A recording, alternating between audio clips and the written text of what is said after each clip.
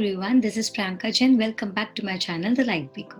Today I'm going to make this video for all the CA Foundation students who are still confused about how to attempt their paper. First of all, we need to understand that there are 4 subjects, okay?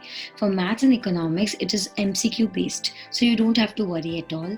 I've made a video on how to solve MCQ papers. Go watch that and understand how should be your approach when you solve MCQ papers.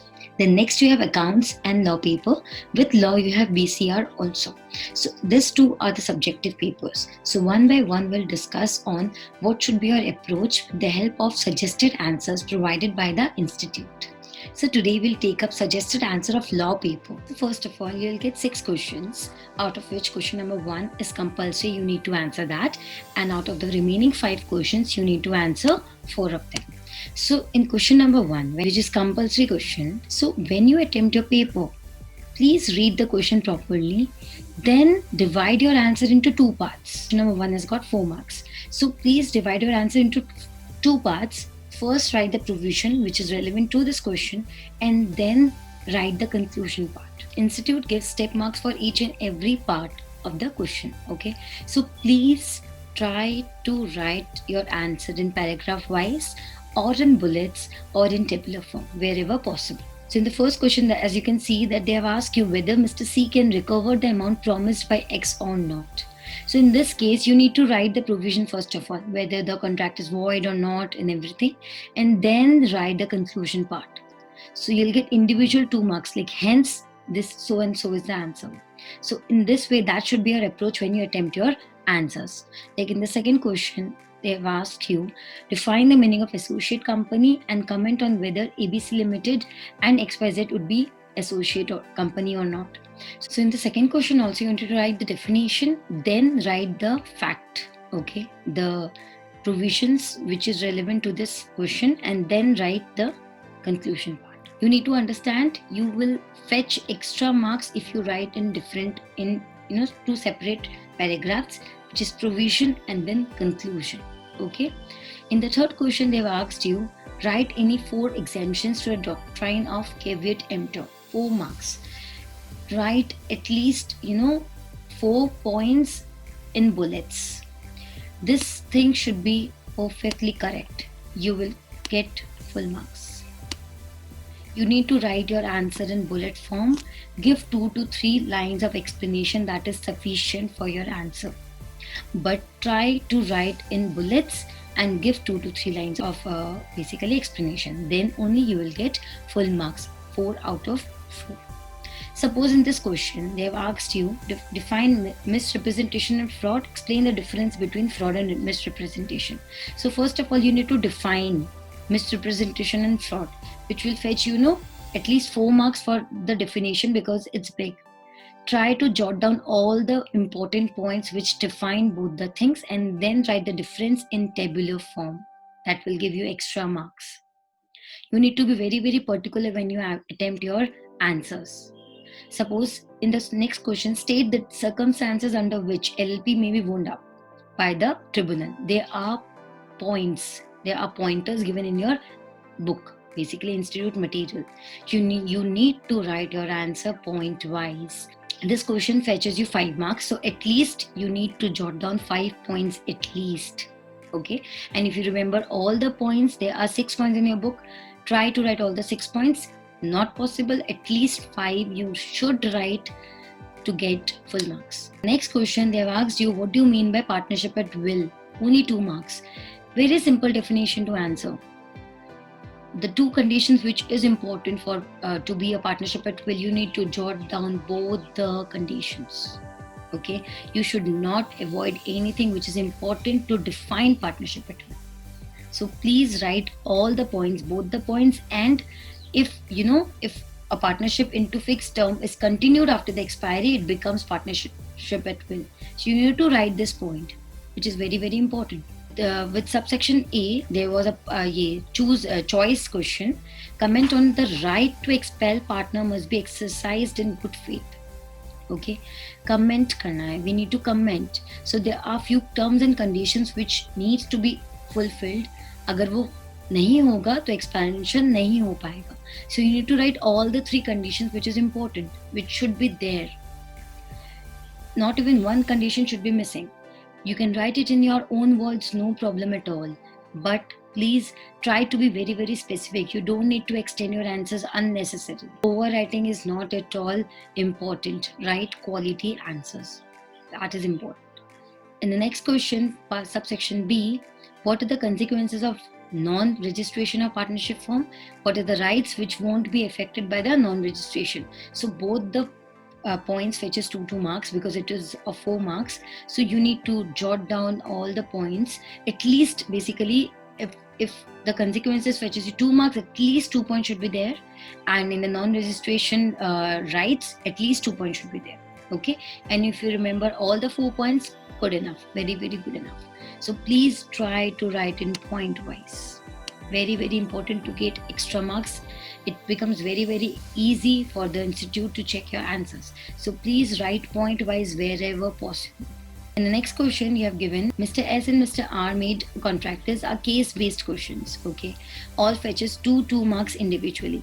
Write the provision, write the conclusion. Okay, very, very small, to the point. What is the provision, and at the end, what is your answer? For all the 3 cases, very simple and very short, crisp answer they have provided.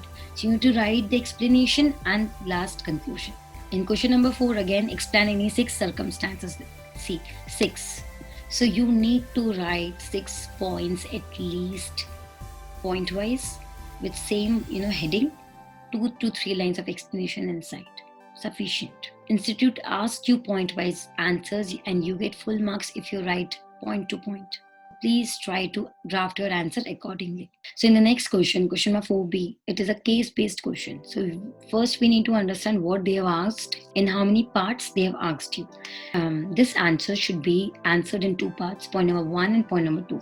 Don't merge both the answers. So first answer the first question, rights of PNQ to start a competitive business. So in this case, it will be rights of the outgoing partners, okay, rights of the outgoing partner to carry on competing business. Mention all the rights and then give the conclusion part. After that, in the second part, it is rights of outgoing partner to share the profits. तो उसका profits का provision लिखो and then give the conclusion. Students mix both the answers. They try to answer in one form, in one paragraph or 2 paragraphs. You need to be very, very clear what they have asked you. Write to the point, whatever they have asked. Don't mix both the things. Question number 5 is again a case-based question. So you need to be very, very clear on answering such type of questions. Please write the provisions very, very clear. Then write both the answers. Suppose in this question they've asked about the approval or acceptance to the seller. So first of all, write the provisions, all the provisions, and then refer these provisions with the fact of the question. So in the suggested answer also, what they've said, all the 3, only there are 3 provisions related to buyer on approval or sale or return basis. So write all the 3 provisions and then connect your fact of the question with the provisions. Question number B, what are the significant points of section 8 company which are not applicable for other companies? This will again be in point wise, 6 marks. So 6 points, minimum 6 points you need to write. Okay. First in this question, first you can write the definition of section 8 companies if you want, and then write all the significant points of section 8 companies. At least 6. If you remember more, good enough, it's okay, but 6 points at least likhna hai aapko. Then in question number 6, again, the difference between, this should be in tabular form. It will help you score 5 out of 5 if you write 5 distinct points. Similarly, in the next question, question number 6b, explain in detail the circumstances which lead to liability of firm for misapplication by partners. So in this case, first write both the provisions and then explain the provisions and then write the conclusion whether the firm would be liable in both the case or not. Okay. Similarly, in the In the next question, where they have asked you foreign company, this is again a case-based question. So first of all, define foreign company, write all the provisions related to foreign company. Whatsoever provisions are applicable to the foreign company, everything should be written, all. Connect your case study with the provisions. Then you'll get full marks. So basically in all the suggested answers, if you can see, they have written the provision, they have connected your question with the provision, and then they have concluded. Since it cannot be called foreign company, so there has to be conclusion with attached with all the answers in your question which are case based. So by far I feel you all have understood what should be your approach when you give your law paper. Every attempt comes in similar line only. In whatsoever questions you see, you can write in point wise. Please write in point wise. In difference part, write in tabular form. You'll score full marks. Try to be very specific. Try to be very clear. Don't overwrite. Don't write too much. Don't write too less. Be clear with the provisions. Okay, provisions should be very clear, and then connect your case and then give a conclusion. If you don't remember section numbers, not a problem at all. Okay, don't write wrong section numbers. If you remember, you're very sure about it, jot it down. If you don't remember, it's absolutely fine, not a problem at all. So I really hope this video will help you to understand the approach of your law paper, how you should understand the law part and then give your answers. Law is a very easy subject if you understand in depth. So try to understand, try to remember the points, and for that make notes for yourself, write sample answers for yourself. For the pointers thing, try to remember the points.